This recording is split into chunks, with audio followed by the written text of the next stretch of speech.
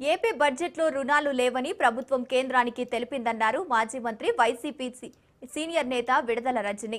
అయితే మార్చి 31 నాటికి సిఏజీ నివేదిక ప్రకారం 27,241 కోట్ల అప్పులను ఎలా చూపిస్తుందని ప్రశ్నించారు. ఈ రుణాలకు సంబంధించి 7,240 కోట్ల బడ్జెట్ వెలుపల ఎందుకు ఉందని నిలదీశారు విడదల రజని.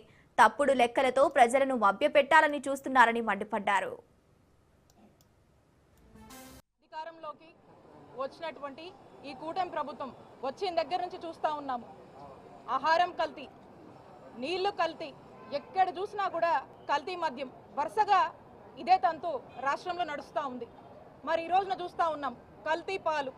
ఈ కల్తీ పాలకు సంబంధించి రాజమండ్రిలో ఈరోజు మీడియా కూడా